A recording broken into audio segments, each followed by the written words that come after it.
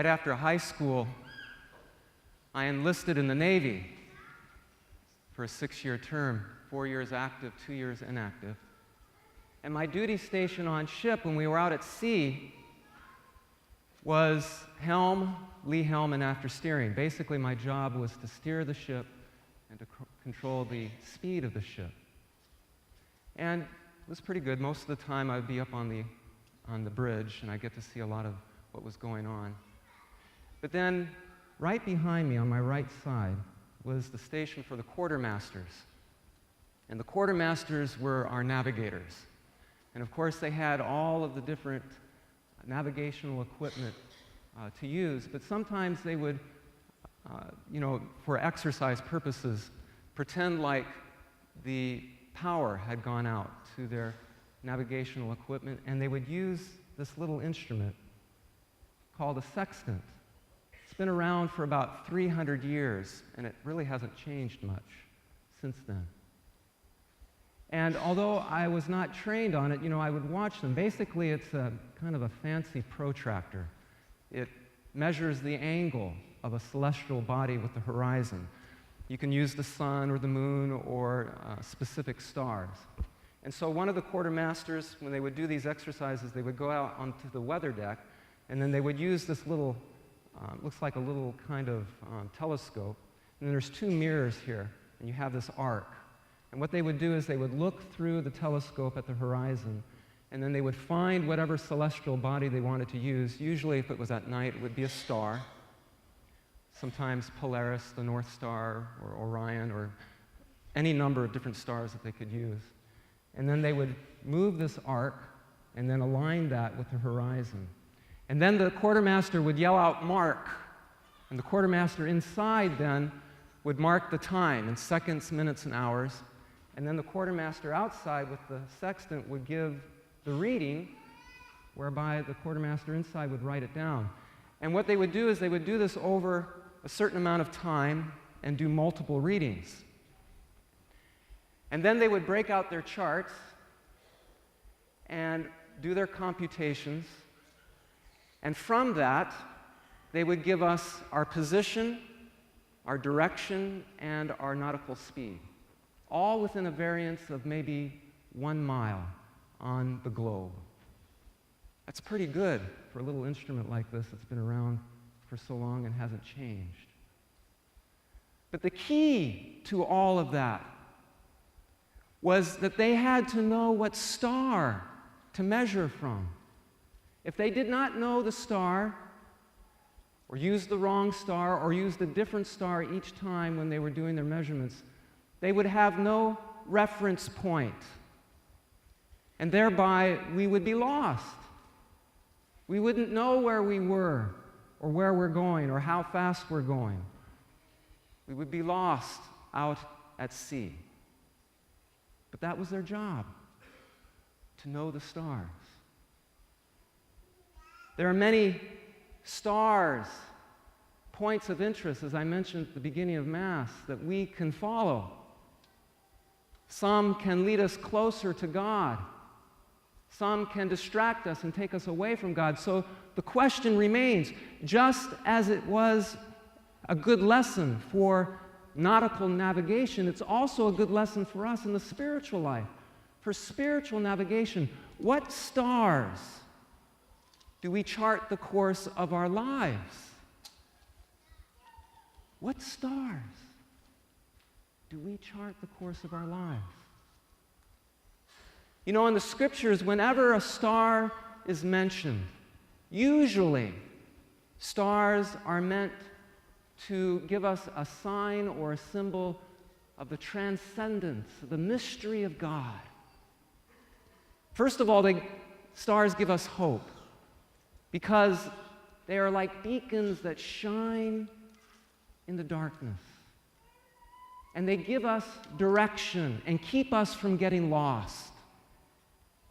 But then they remind us that the stars are part of an ordered universe that does not vary.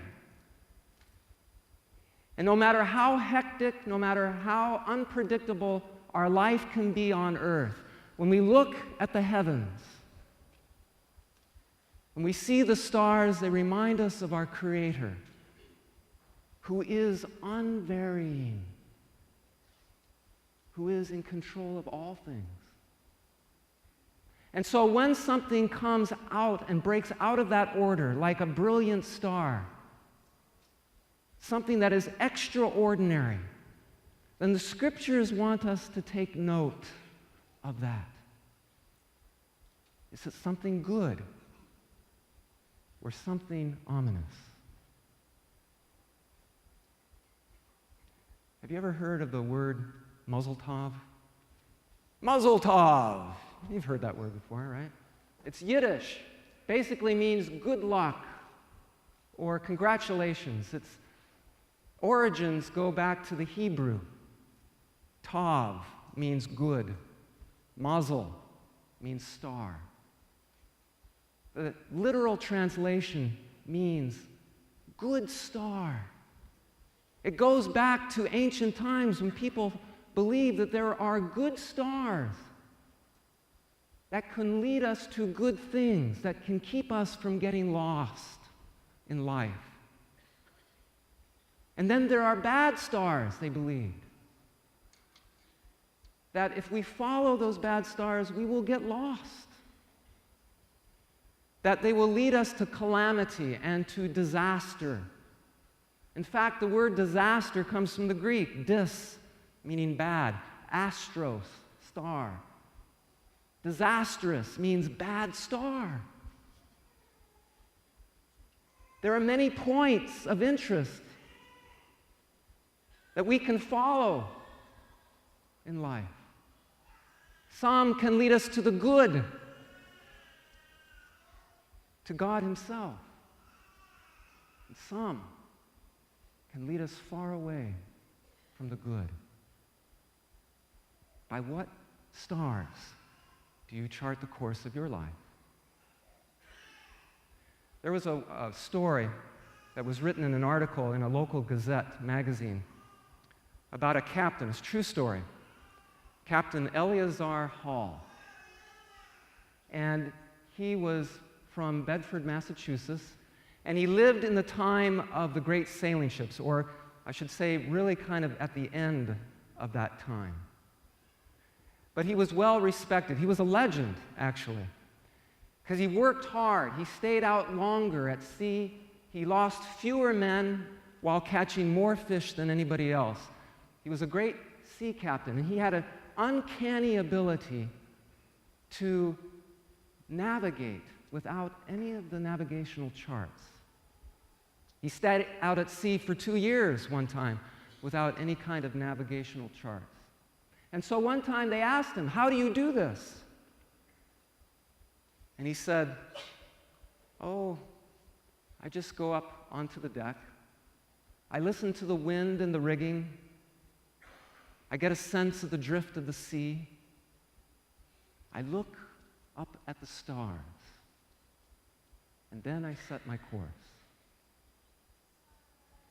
Well, as I said, he lived near the end of the great sailing ships, and at that time, the insurance companies were coming in. And in order to insure your ship, you had to have a trained, certified navigator. And so they were hesitant to tell this old seaboat captain, because he was from the old school. But they were surprised when he was willing to go and get trained himself. And he went to school, got certified, and he graduated quite high. But he was away from the ocean for some time. He missed the sea, and so he went out for an extended voyage. And when he came back, people asked him, "How did you do with all of those navigational charts and equipment?" And he said to them, "Well, I would go down below, and when I would want to know my fixed position, I would use my charts. I would make the necessary computations and get my scientific, precise location. Then I would go up onto the deck. I would listen to the wind and the rigging. I would get a sense of the drift of the sea. Then I would look at the stars. Then I would go back below, make the necessary corrections to my computations, and then set my course. My friends, that is the spiritual life. If only we had that same sensitivity to the presence of God in our lives. And so I pray that we too will be able to go up onto the deck and to have the eyes and the ears of faith, to be able to hear and to see and to recognize the presence of God in our lives. Then to go back down below and make the necessary corrections to any plans that we may have made, and then set the course according to God's will. Because, my friends, there are many points of interest that can either lead us closer to God or far away from God.